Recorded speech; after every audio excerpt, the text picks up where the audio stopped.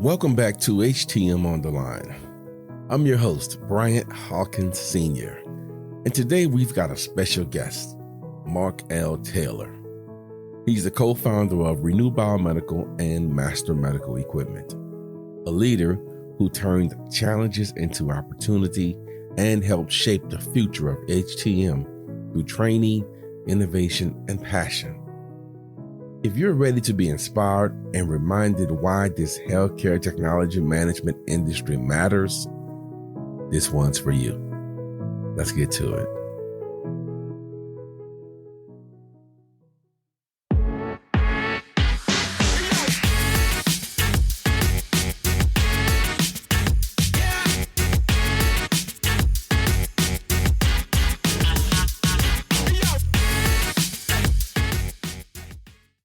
We have a special guest with us today, Mark L. Taylor. How you doing today, Mark? Good. How you doing, Brian? B-Hawk. Hey, Everything good up there in New Orleans? Everything's great up here, man. It's actually really kind of chilly this morning. I was shocked. We got a few more cool days left in there for us. How's things up there? Y'all survived that tornado? I'm about to say hurricane. Tornado. They hit. We're very fortunate. Just a little damage and some flooding here in Jackson, but a couple counties south of us, McNairy County, got hit pretty hard. A lot of folks that were in the path of a tornado that touched down, but I think they're digging out. But our thoughts and prayers with those folks. But good here in West Tennessee today. It was actually a beautifully sunny day, about 65 degrees, a little cool this morning, but nice day here in West Tennessee. Great. Well, Mark, before we get deep into this podcast, give us a little background about yourself. Tell us about you. Well, that's a loaded question, asking a salesperson to tell them about himself. My name is Mark Taylor. I'm born and raised here in Jackson, Tennessee. Went to high school here, went to college here for a little while, played football at Lambuth University here in town before transferring to Lipscomb University in Nashville. Finished up my degree there, a degree in finance and economics, and met my wife there, spring break 95. She didn't like me to say that, but it was a long-term spring break hookup. Her name's Jill, and she's, like I said, partners with me in Renew Biomedical and Master Medical Equipment. And Jill and I got married in 98.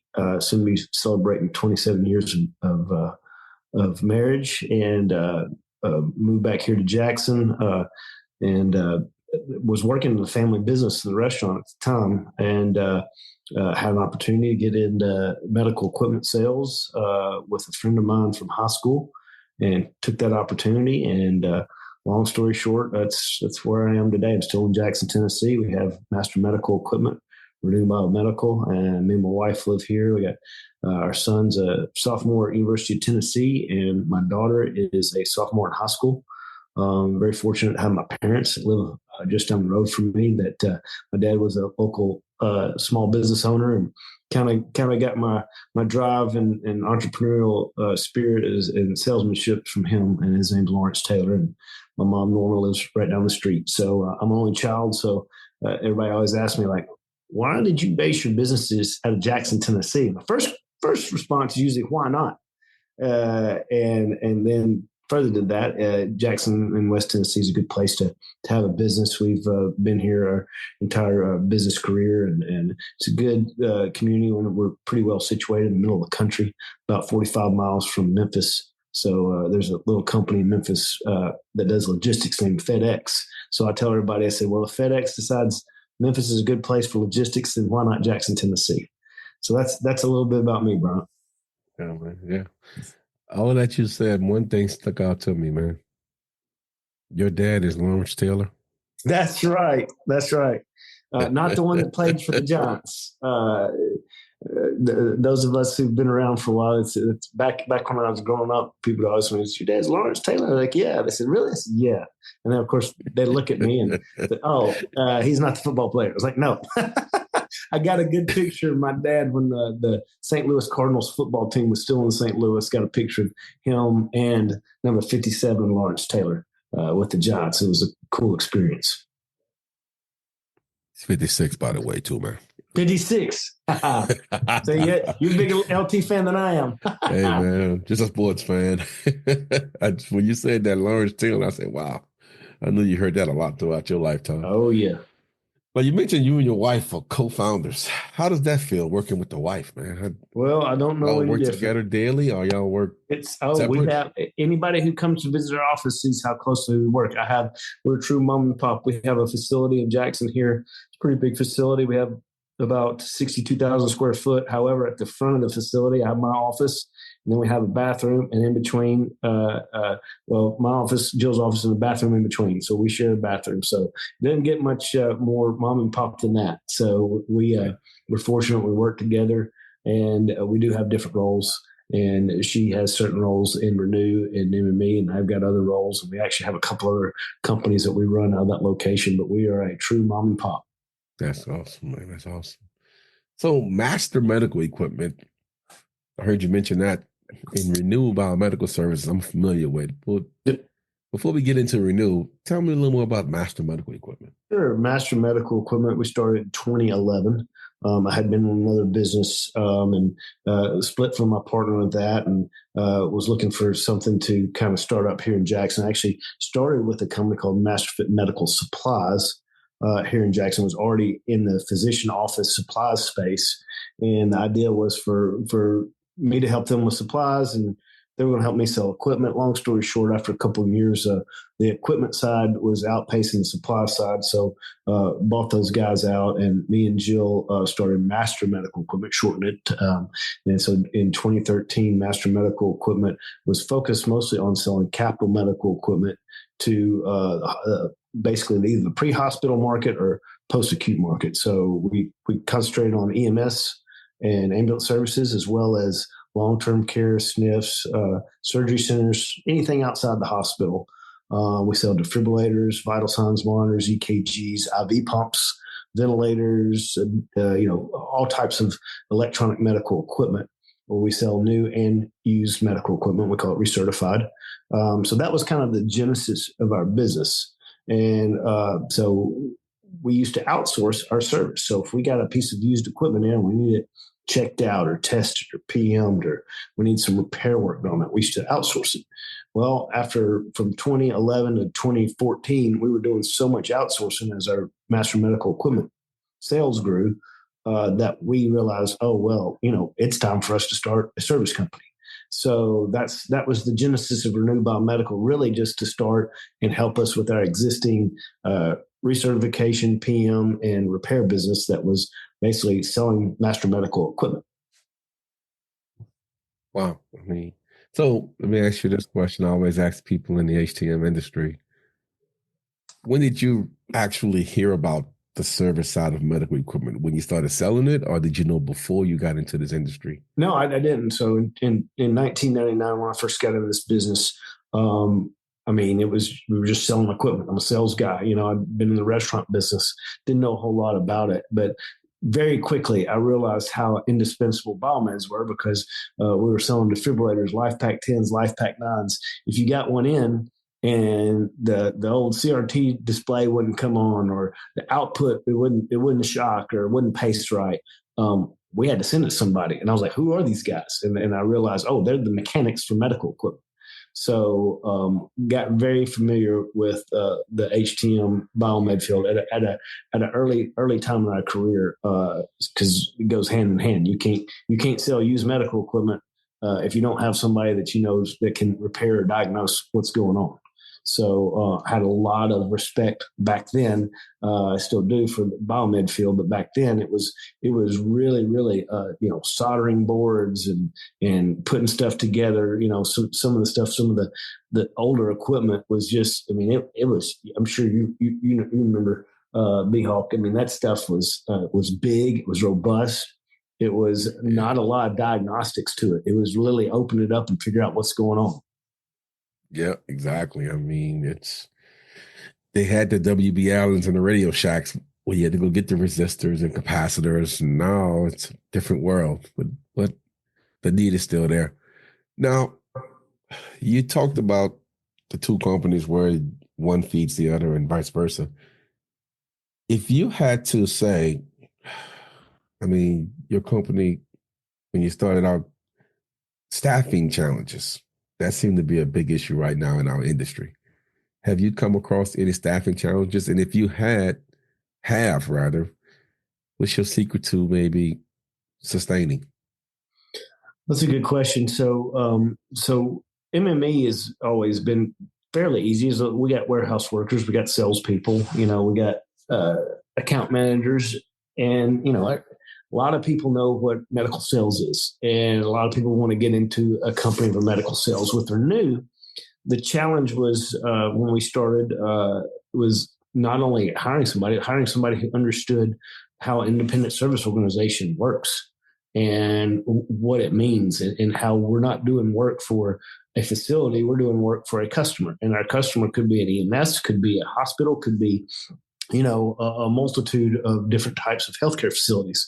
So that being said, in Jackson, Tennessee, we have a hospital, the hospital where I was born, Jackson Madison County General Hospital, that had a biomed department. But other than those few guys that were in the basement that were have worked, I'm pretty sure most everybody in the HTM world knows how it works. You get different contracts, and these guys have been contracted by Horizons or CSA or Crawford or currently Agility. But other than that, we hired one guy. We moved him here to Jackson, and we kind of started on a whim. We didn't know what we were getting into. We knew we needed somebody who was able to work on our equipment. But as we grew, the challenges of hiring more people were real. I mean, we tried to hire people in our community. We tried to bring people here from, that had a job with an OEM or another independent service organization, and when we get them here, either they wouldn't like our area, or they wouldn't understand how we worked as an independent versus, maybe they came from an OEM. So all these challenges we had with human resources kind of hit an inflection point in late 2019 and early 2020.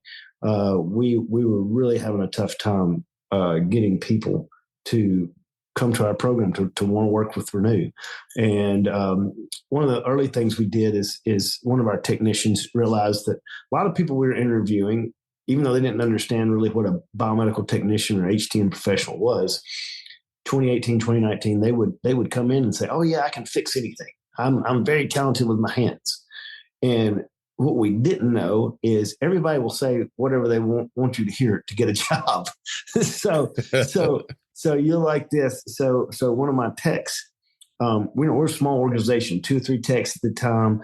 Somebody would come in to interview, and we work at a pretty fast pace. Our biggest market's EMS, and they're always in high demand for getting their equipment back. So one day, unbeknownst to him, he was showing a guy how to do a coin cell test, just kind of showing him how we worked on equipment. I think it was a coin cell and an ECG or defibrillator. And he got called away from the phone, and he just kind of left this guy there, with a unit opened up and a coin cell halfway repaired. So he gets back, and the kid had done it. The guy had done it, and he was like, "Wow, okay." And so he came to us and told us about it. And I said, "Well, that's a great way to test." So one of our first tools for hiring, Brian, is we call it the coin cell test. And what we do is we bring somebody in, and we would make up a phone call, and whichever one of our techs was doing the interview would say, "Oh, I got to grab this phone call. See if you can figure out that coin cell." And if they could figure out that coin cell, which is a fairly simple repair, then we knew they weren't all phones. So that was our early days of getting people in, because I'll tell you what, we made some bad hires. We had a guy. I'm not a mechanically minded guy at all. I can barely screw in a light bulb. But I have done my fair share of printer roller repairs, and, changing out the LCDs and several things in devices when I had to. But we found out not everybody can even unscrew a light bulb. So we kind of came up with this coin cell test as a way to kind of make sure we didn't hire some of these guys we'd hired that said they could fix anything and can't unscrew a light bulb. So that leads to 2019, 2020, late 2019, early 2020. We were right at the precipice of what's now known as the COVID pandemic. We were really struggling. We got a couple large contracts. I think at the time we had 7 technicians, and we were just really, really struggling with what to do to get more technicians that we knew were going to be needed as our business grew with Renew. So it was originally my wife's idea. Jill came up with the idea of let's look into, starting a Renew Biomedical Training Academy. And we will train kids and people in the community that want to learn about biomed and HTM. And we're going to set out and we're going to have this venture that will help us grow our talent. And so the idea was great. Jill had this. We had our facility redone, have a classroom put in.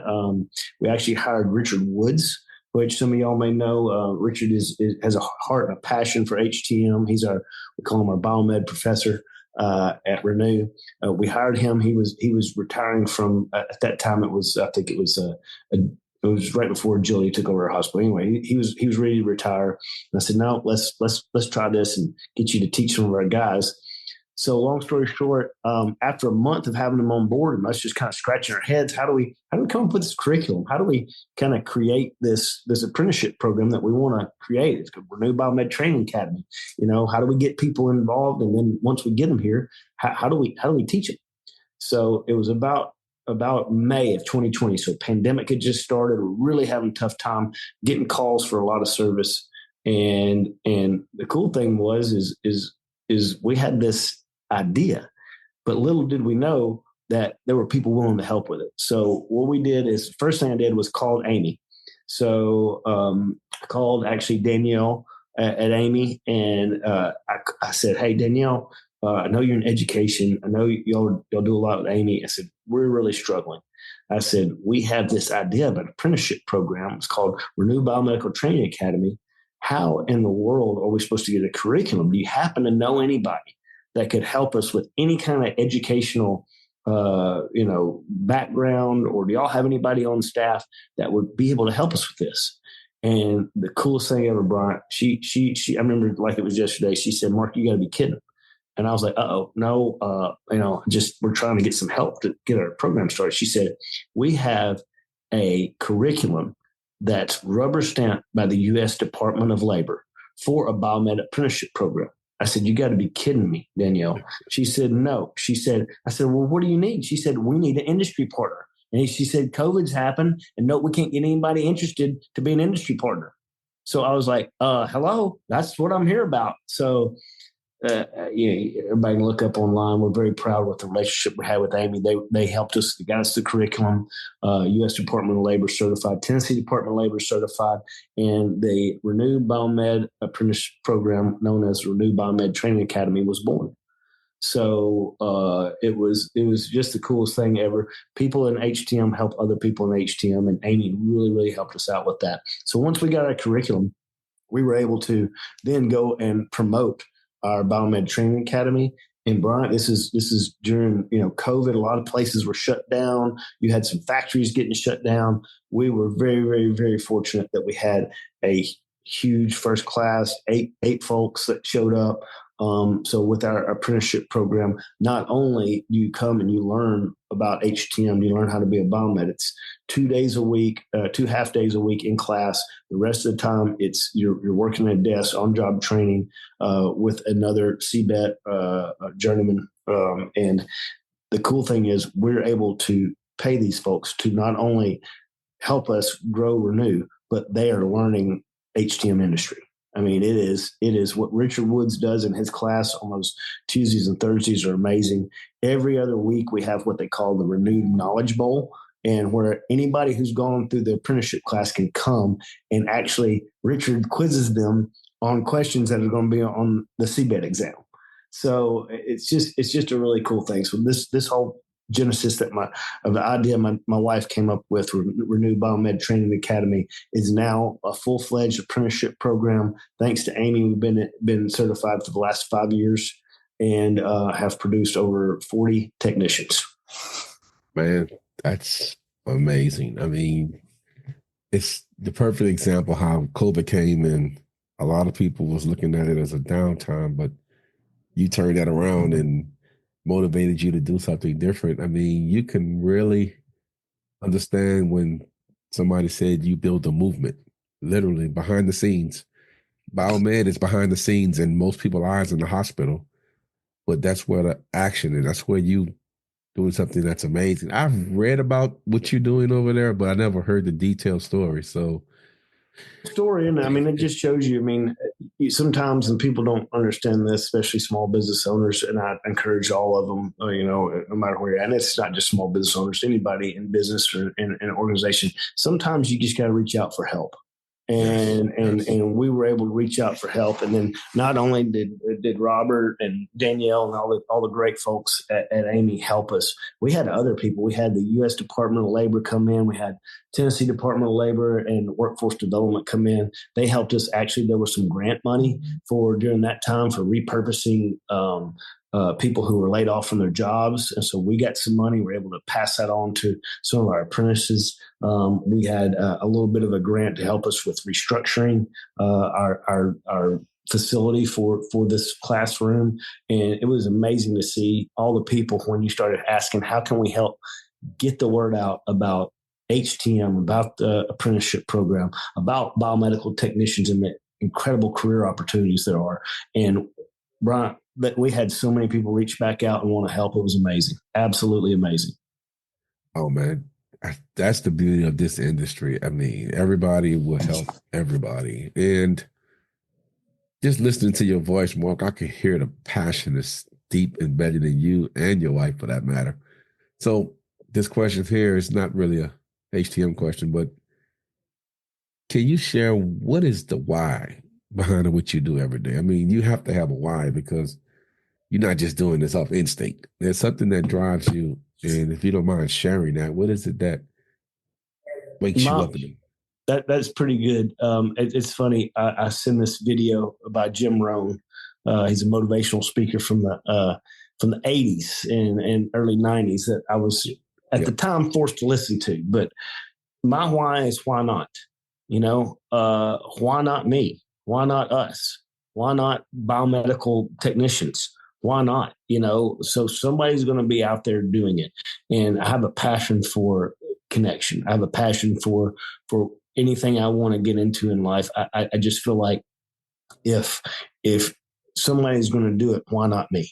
So my wife's a little bit of the same way. So my why is why not? We're very, very fortunate to live in a great country like America that you can have the opportunity to, do your own thing. You can start your own business. You can, start a biomed organization. You can become, HTM person of the year. You can get involved with Amy. You can get involved with, your local biomed association. Why not me? So I wake up every single morning, Brian, and I'm very grateful that not only do we have these growing companies, but I've got a lot of folks around me that they're not employees, they're family. So my why is why not us? It's not just why not me. It's why not us? Why not build us an amazing organization that we can all be proud of, that we can, share with others, and that we can do life together? Why not? Yes, exactly. Now, I was going to say this for later, but since we're talking about it just popped in my head. You talk about why not and how your business is like a family.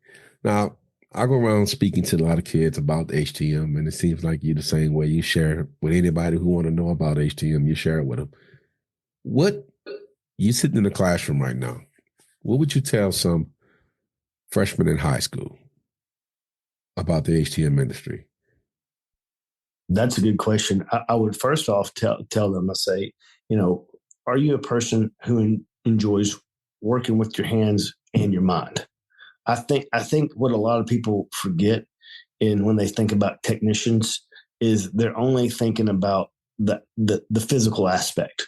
And what I get from a lot of my guys, and we do a lot of interviews. I like to talk to my team.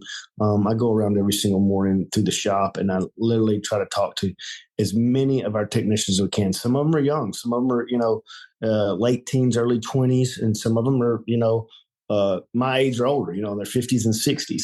And what was unique to me is the younger ones are so surprised that not only are they turning wrenches and getting knuckles deep in a device, but they're having to use their minds. They're having to think about repairs. They're having to approach customer service. And so what I think a lot of teenagers, especially 9th, 10th, 11th grade in high school, they don't understand. You need to be challenged, not only physically, but mentally in your vocation. If somebody's looking for that and they say they are, then I tell them HTM is the career for you. I mean, there's upward mobility.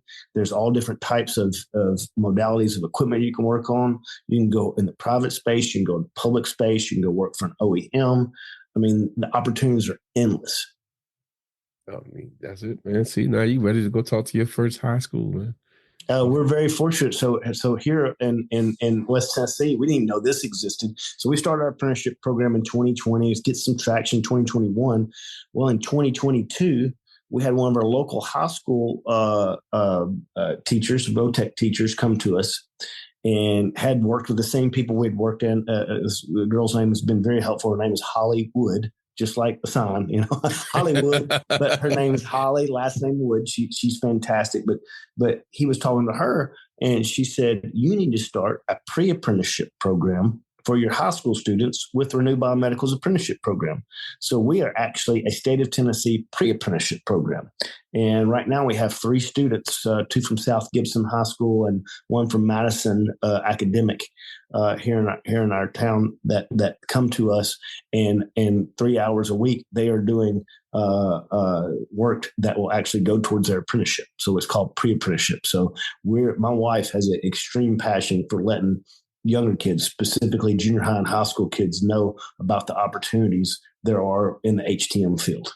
So when we've been very fortunate, again, we reached out to some folks, they reached back out to us, and now we have a pre-apprenticeship program for high school students. Man, the more you talk about your wife, I think I like Jill, man. We should have had Jill on here instead of you. Hey, she's just as passionate about, if not more so. I give her all the credit for Renew Biomedical Training Academy. And I have no do a problem part 2 and have Jill come on here and talk about this stuff she's got going on. So wait a minute, this pre-apprentice. I mean, let's slow down. Let's peel back the layers a little bit. Pre-apprentice means what? Just to make it clear. So it's basically they get some school credit, and there's some things required by the high school. But it is actually, and it's our state does this program where they actually can get high school credit if they sign up for a pre-apprenticeship program and they complete the terms of the program. So basically, the teachers come in, they say, hey, we're going to send these 3 students to you. My technicians kind of give them some stuff to do. And it's literally like our apprenticeship program, but in smaller bites, because it's usually 2 or 3 hours a day, a couple of days a week. And if they complete those requirements, they have that they can go on their transcript, and actually gives them high school credit for towards their grades. Wow, I wonder if that's something. Well, I guess if you can do it there, you can do it everywhere. I don't know. Like I said, we're very fortunate. We had Hollywood from our local workforce development board that she's just been a rock star. And I encourage anybody who's looking at doing anything for education, either high school, college, apprenticeship program, reach out to your local. Every state has some workforce and labor development folks. We have another one, Roderick Wood, who actually spoke with us last week. He's out of Memphis, but he covers all West Tennessee. We've been very, very blessed to have some good people that they want to help. I mean, their entire job is to create more jobs in our states and communities. So I'm pretty sure everybody that is interested in a program like this, if you start asking around, your state has somebody to help. You got to connect me with Hollywood after this, man, so I can ask her some questions. She's great. She's fantastic. That'll be a great initiative, because I know some schools would love to start something, because when I go speak to the kids, a lot of them never heard of it, of course. And just to think you can get some high school credit for just letting them learn how to work on some equipment is amazing. I mean, it's fantastic. Yeah, that's great. Jeez. Now, man, you do a lot, dude. Man. We didn't cover so much. 2 companies, working with the kids, working with your school. You got it remodeled, COVID. Where do I want to go next with you? Renew. Let's stick with Renew Biomedical. You mentioned how you have a culture that you built there, and it's a family culture, and that's amazing. Now, I don't know if this is going to pick your mindset a little. When times get tough, whether it's business, and it seems like you You mentioned family, so y'all probably have a lot of personal relationships. What mindset, I guess, or principle keeps you grounded? Because when things get tough, sometimes things just go haywire. What keeps you focused despite the tough times might come about? I think it's my faith and my gratitude. I'll be honest with you, Brian, we had a pretty tough day today at work, had a lot of stuff going on, a lot of external stuff that we can't control. And it's going to be, everybody knows it's going to be a crazy year with a global economy and stock markets crashing. But I have had a talk today with somebody who's going through a lot rougher time than I could ever imagine, both with family illness and some business issues. And I think my faith in God and my gratitude of the daily gratitude of what we get up and experience and do get you through some tough times, perspective, understanding that yes, it's tough. Anybody who's out there and as a independent biomed, small operators, it never gets much easier. No life's easy.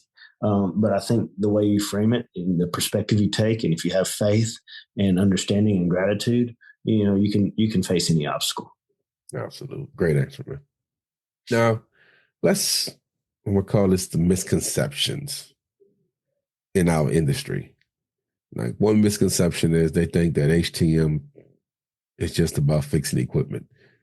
Now, yeah, see, a lot of people may think that we just repair equipment, but what would you say to someone who doesn't understand the full scope and the impact of this profession? Somebody think, oh, you just fix equipment. What could you tell him to make him understand that there's more to us than just fixing equipment? Well, people don't realize, they really don't realize. Like I said, our model, one of our techs came up with years ago, and we still use it today in Renew, saving the lives of life-saving equipment. I can't tell you how many times we've gotten a call literally at the last minute for, we're big in repair and in the EMS field. And we've literally had a helicopter land that was having an ECG port failure on a patient flying over our facility, and us have to literally repair it on the fly. And what people don't understand, that at the end of the day, healthcare professionals without their tools, there's not much they can do. There's not much they can do. And who makes sure these tools are working? Who makes sure at the critical time when that baby's in an incubator, when somebody's having a heart attack, when a person is in surgery and is bleeding out? Who makes sure that those devices, those life-saving, life-sustaining devices, are working not only properly but effectively? And I think a lot of people don't realize, oh, they just sit in the bottom of the hospital, or they sit in their shop somewhere and somebody ships it in and they just tinker on it or replace a cosmetic piece or a part. I don't think they truly realize that most of the biomeds that I know have spent a good amount of time either in the field or under the gun or both. And what's at stake is a piece of equipment that can save somebody's life or sustain somebody's life. And I think people don't realize the gravity of that. I had a little State of the Union address to my entire Renew Biomedical staff. So everybody from front of the house, accounting, to back of the house, shipping and receiving, and every technician, every manager last week. And I told them, I said, I think we've gotten big. We're very fortunate. We've got over 100 folks that work for us now. And I think I was getting frustrated because some of what I was hearing was internal argument, bickering, these typical things in large organizations. You get larger. I said, guys, we've lost our focus.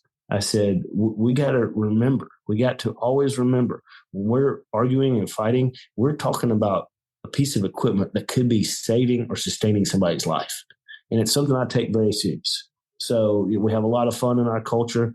We make sure everybody's included. But at the end of the day, I told everybody, I said, we are not only taking care of our customers are taking care of patients in their time of most vulnerability, of most stress they probably ever had, and at a time in their life where they need this device to help them, to keep them alive, to sustain their life.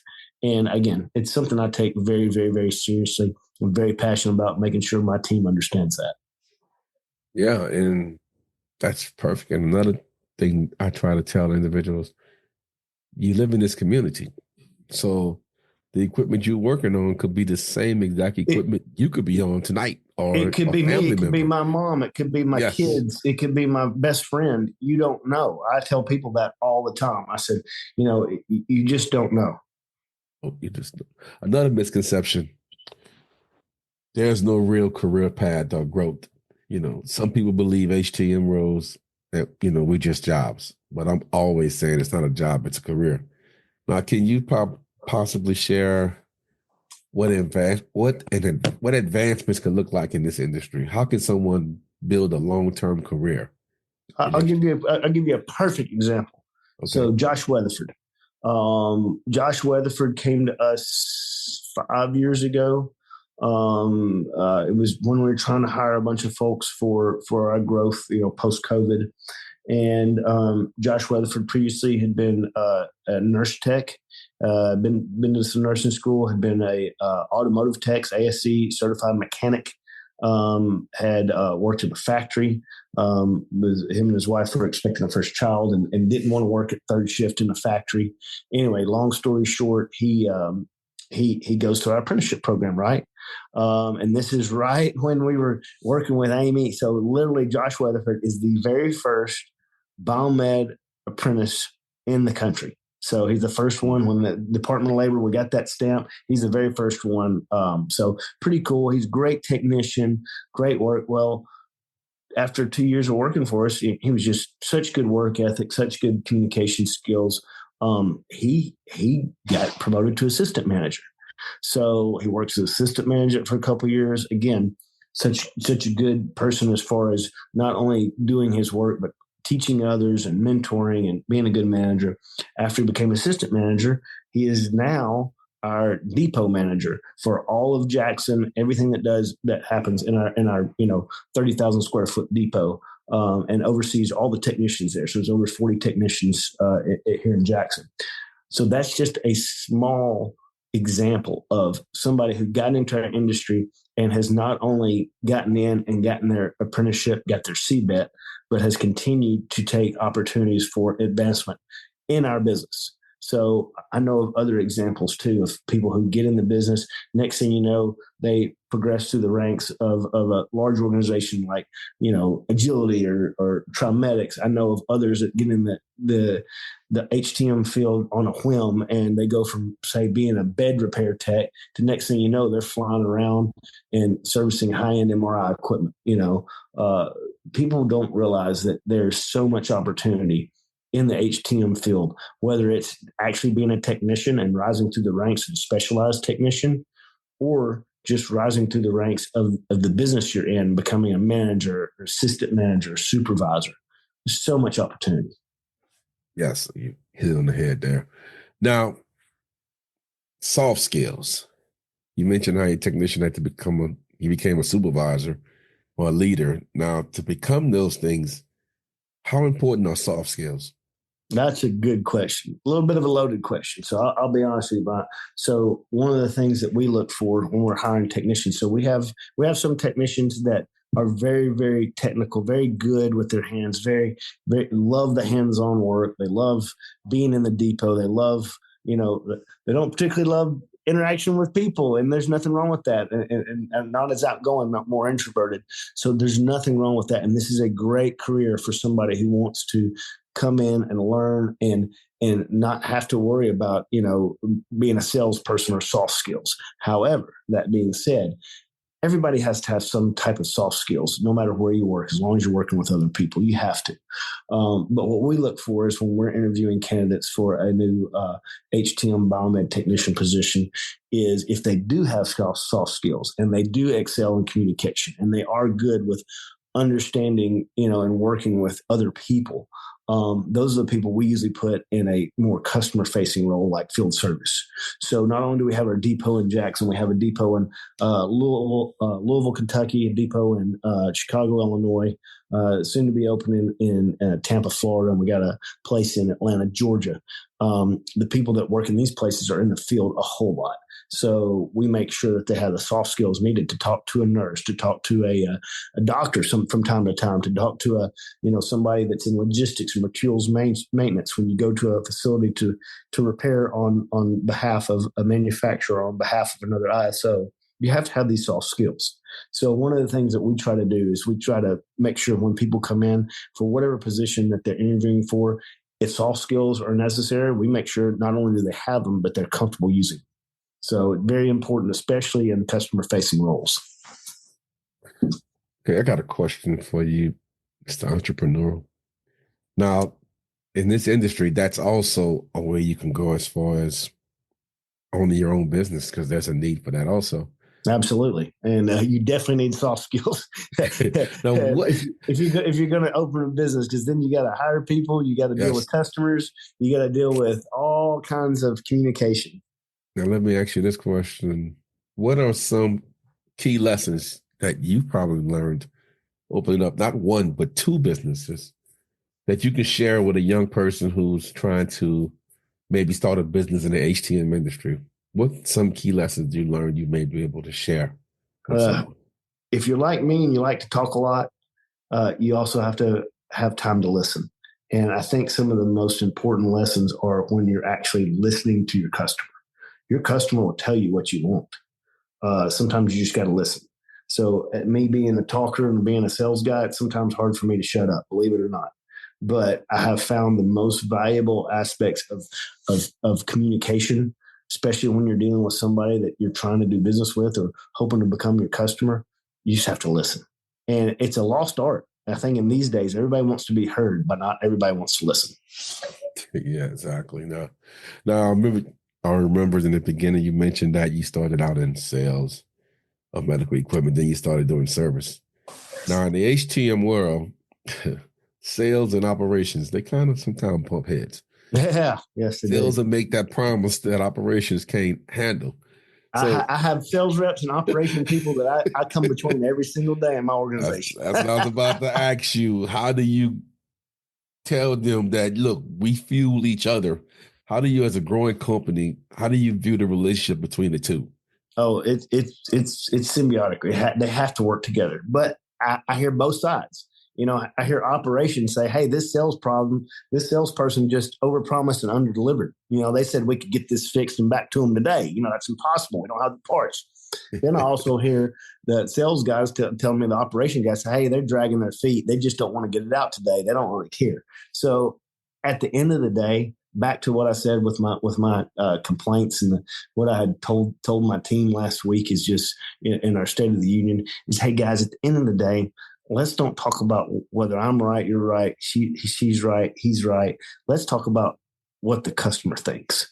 And at the end of the day, if you let that guide your communication between each other, you get to a solution instead of dwelling on each other's problems.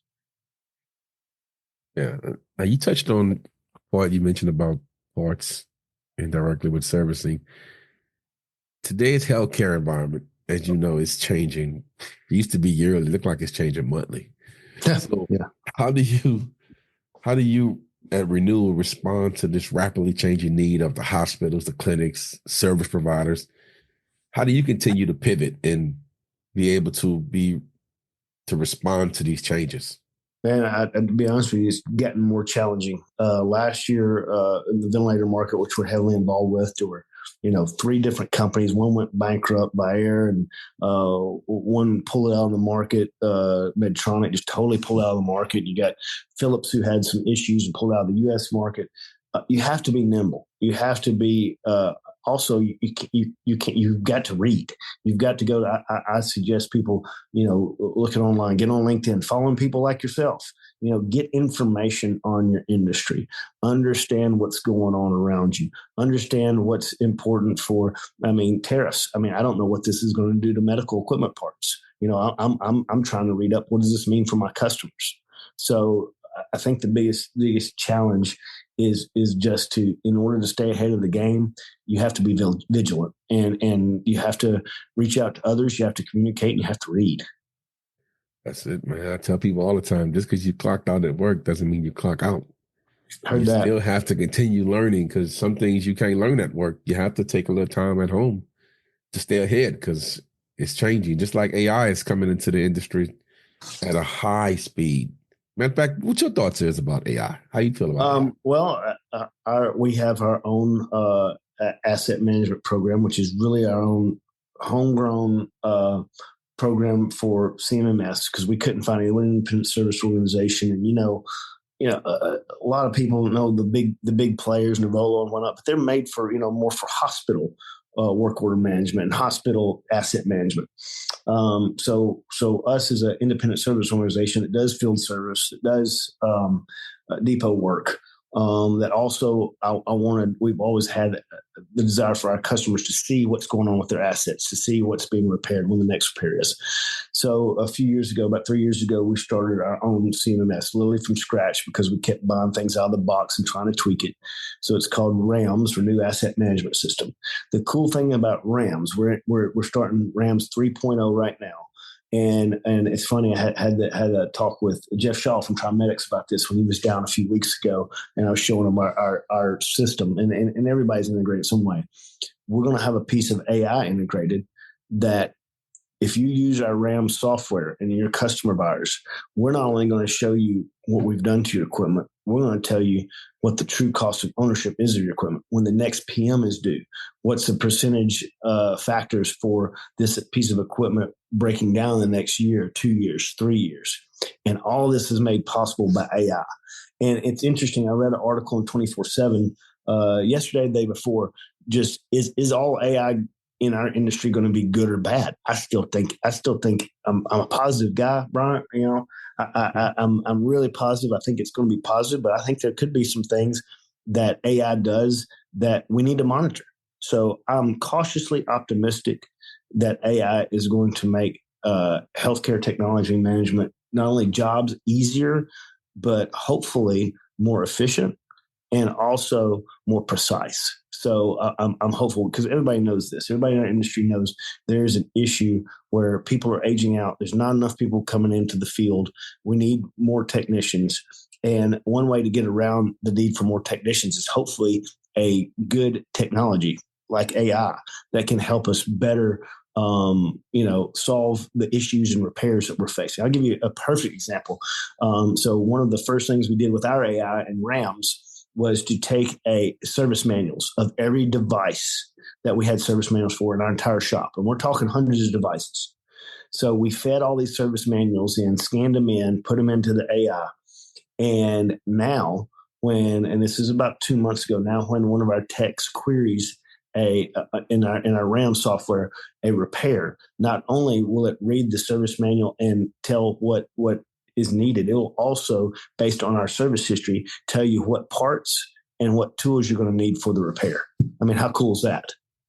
Wow, that's pretty cool. So RAMS right now, my technicians are typing in, whatever repair it is, and the AI will respond back for this repair.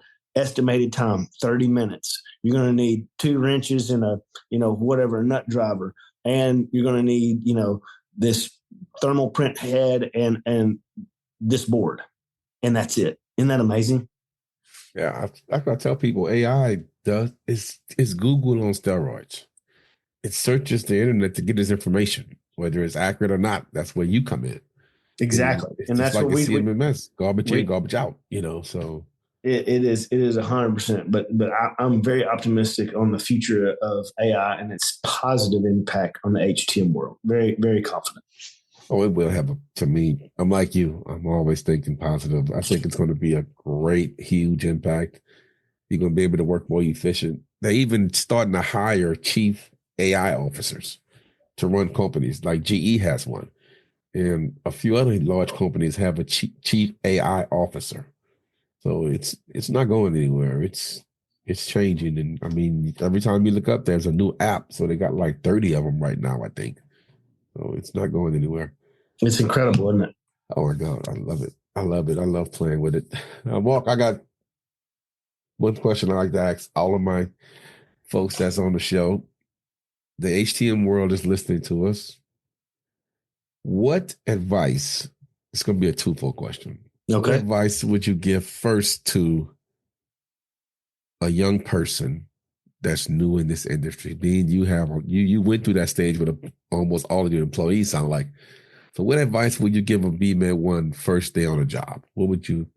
Advice would you give him or her? I would say to this person, him or her, I would say, listen, this is an incredible field if you're willing to learn and put the time in and listen to those who went before you. So we're very fortunate. We have a lot of young kids that come in new to the field, BMET ones. Maybe they were successful as an auto mechanic. Maybe they were successful at trade school or whatever it was. And you young folks are usually pretty bold and pretty confident. HTM is a type of field though that you have to be precise.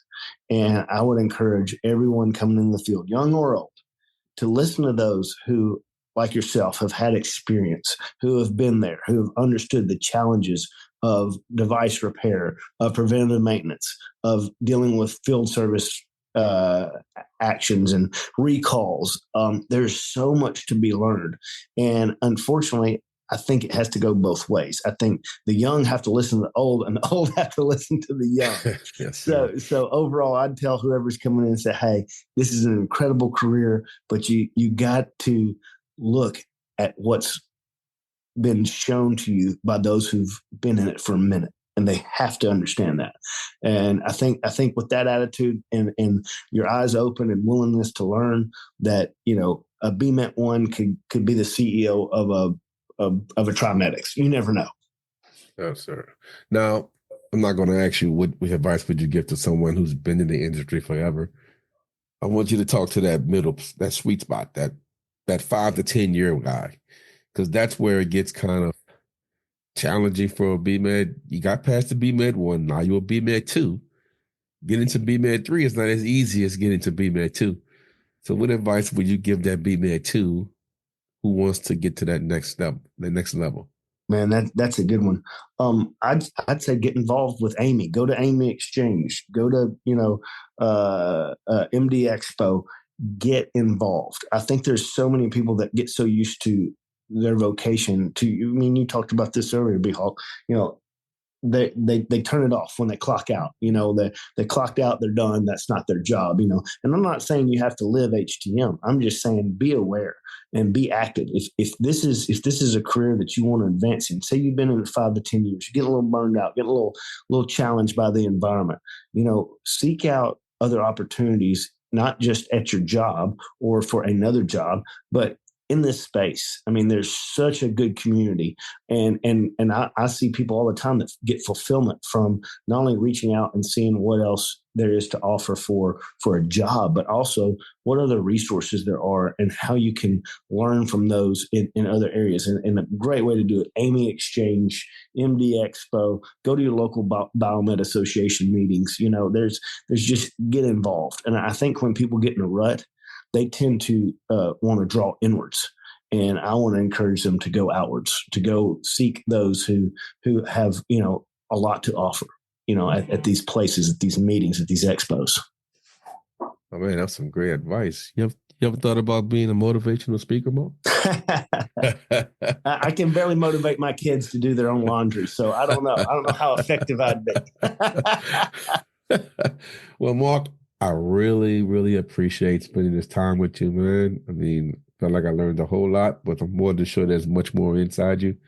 So you're welcome to come back whenever you feel like it. I'm glad to have you back on, and I appreciate the great things you're doing with your companies.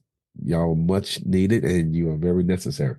Well, B-Hawk, let me tell you this. One, I'd be glad for you to have my wife on anytime. She's probably more passionate about the industry than I am. And two, I want to say I really appreciate what you're doing.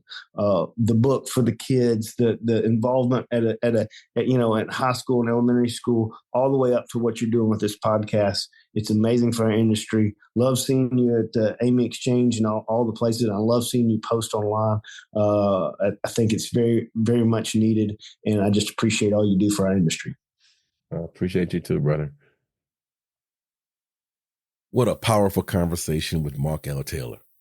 He reminded us HTM is more than a job. It's a calling.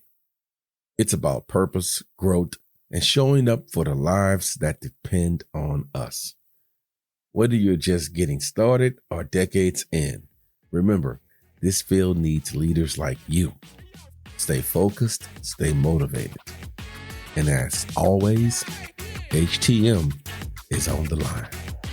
Y'all be safe out there.